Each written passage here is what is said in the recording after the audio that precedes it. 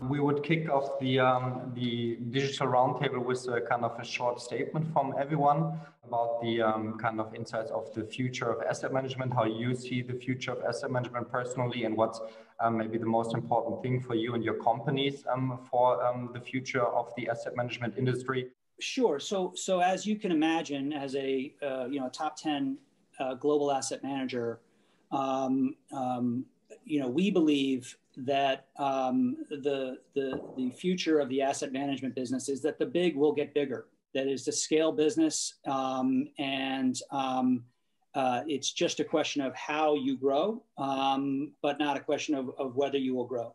But our view is to always start with performance. If you have performance, we feel like clients will want to do business with you. They'll give you more money, and then you'll earn more money, and then you can invest back into that business. It's a virtuous cycle. Our value proposition to clients, which we really want to enhance, is we do believe that clients want to do more business with fewer managers that have more broad capability. And so that is something that we see virtually in all of the intermediaries that we talk with. And so I think that will continue to be a trend in the industry. Not to say that smaller or mid-sized asset managers or single asset class asset managers can't survive or can't do well. I think it will just really depend upon their ability to perform consistently over time, and that will be the end result. Would like to add some local color.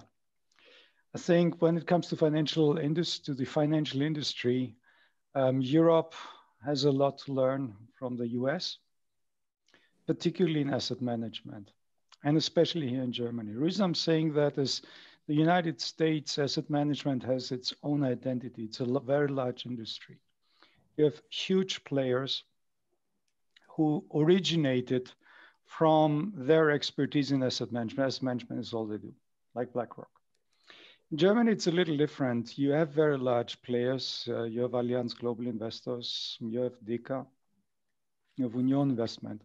But they all originated from financial institutions that are either banks or insurance companies. They come from, a distribution angle. And at some point, they started having their own asset management, and they grew through distribution. And I think that will change over time. I think that in Germany, we will see independent asset managers grow. And because, virtue of their asset management performance, just as you said, Stuart, if you can consistently deliver performance, you can grow. We have very good examples here. Sauron is one such example. Certainly, I'm looking forward to hear from Michael's comments. We have Flossbach von Storch, who grew within 20 years to over 50 billion euro asset manager for Germany. That's a lot. We have us, Sanagon, we grew to 28 billion. For Germany, for an independent asset manager, that's a lot. I think there's more to come. And also what goes also for the big players, we will see that, the ETF business and the index-based business, it will grow. By definition, it has to grow, but there's some natural limit. And then what's left over is large asset managers who have a certain specialization, a unique value proposition that they can offer. And I think today we see some shops still that cover a very broad range. And I think that will change. But I think it's still to be seen, how will the market make its decision on what is a unique value proposition? I don't think necessarily that's based on asset class, that we will have, fixed income and equity managers. I think it will be somewhat different.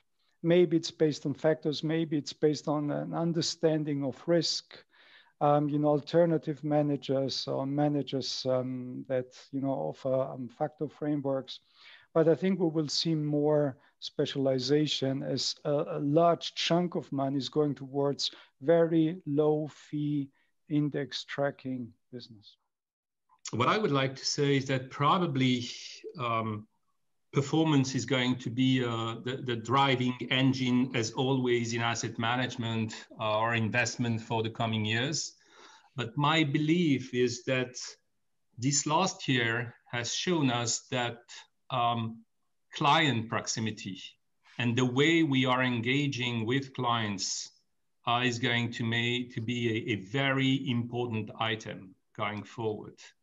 So I don't know who's going to win at the end, global to local, local to global, local to local. I think there's room for everybody, but I think that as an industry, we probably need to learn about what's happened during the last year and for the month to come on what is that we bring as unique to our client, the way we bring what we have as a value to our client. Is it visio?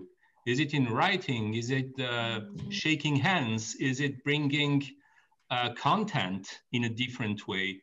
And probably we need to learn from different industries, that have been disrupted already in the past by technology. I mean, think about retail or think about, I don't know, the movie or the disc industry, that completely morphed in the past. And I believe we are at the start within the asset management industry.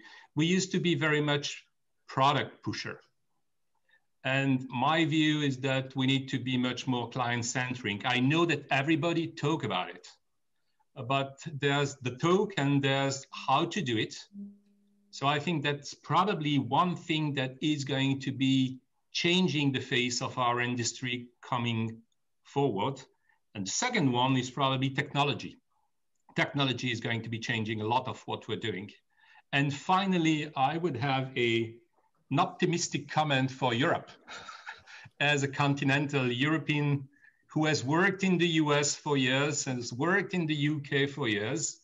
I think that the big revolution that we are seeing now, which is the ecological transition, is something where an ESG or sustainability, as you want to phrase it, is probably something where Europe is in the lead seat regarding investment for once in a century globally. Yeah, maybe also from my side, a brief mission statement. I think the main topics already had been said. I think the big topic in our asset management industry is the margin erosion. So this is an ongoing trend. We see, though, there is a necessity, a strong necessity, really to find synergies and efficiencies to keep costs under control. This is the lean process and lean production view. But it's not only this, and I fully agree to what all of you already said regarding quality, regarding track record, regarding performance. So I think the quality angle became more and more important because also the clients, they have much more transparency, and so the challenge has definitely risen for us in the asset management industry to deliver really quality, the right process, the right product, and at the end of the day, proper and competitive results. So I think in that world, we also have to define a clear scope. We have to focus on the right platform, on the right technology, on the right processes, on the right products.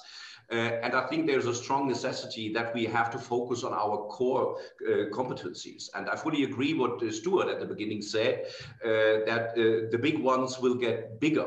I would get a tick on this, but this is not a contradiction to my view that there is also room for some specific business models and for some niches.